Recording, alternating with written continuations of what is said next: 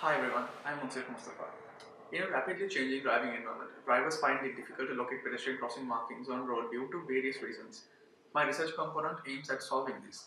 Pedestrian crossing detection system forewarns drivers of oncoming pedestrian crossings within a considerable distance to allow them to make smart, decisive actions. This component has three main modules: a Python Flask web application, an Android mobile application, and a Node Lambda service. The web application processes journey videos to identify the geolocations of each pedestrian crossing markings on road and stores them in the AWS cloud. The Android application acts as the presentation layer to the driver, and the Node Lambda service acts as the backend and the medium between the cloud and the Android application, and also aids in the automatic update of the database.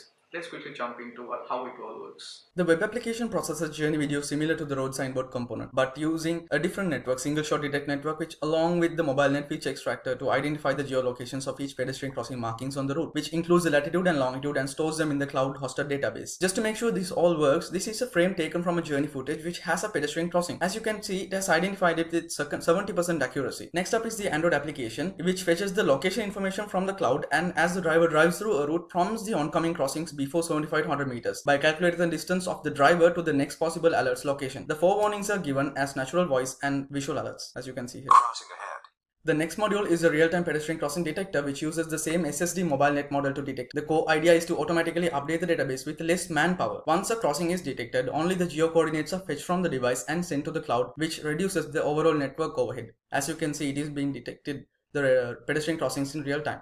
And next up is the Lambda services and the database. What we see in the red area is how to show how the services are implemented and the MySQL database procedures. The Lambda handles the HTTP request to and from the cloud. The collected locations from the real-time detector are sent to the database via Lambda, where a procedure in the database runs on each location set to identify and determine whether they already exist or it's brand new information to the database. Initially, a convolutional neural network was trained to detect pedestrian crossings markings, but the detection rate was not very good. After further research, I found out and came across the SSD network with MobileNet, a proven network for large object detection with increased processing speed. Since the Android application presents pre-processed data, the application is capable of working 24/7. The final output, being auditory and visual, allows the driver to be quick and decisive. For a test set of 36 images, the network produced an overall 92% accuracy and is capable of detecting zebra, pelican, and puffin crossings in various conditions like clear and night sky, and as well as detect faded crossing. The system is also capable of using crowdsourcing to update the database with less human interaction, proving that majority of the planned objectives have been completed. From a business angle, there aren't any applications that shows the driver's point of view, and I have already developed emergency call and location sharing features which could enable an insurance company to easily adapt to a system, thus allowing us to capture the market easily by providing a new experience to Sri Lankan drivers at an affordable and feasible manner. With that note, I conclude my component. Thank you.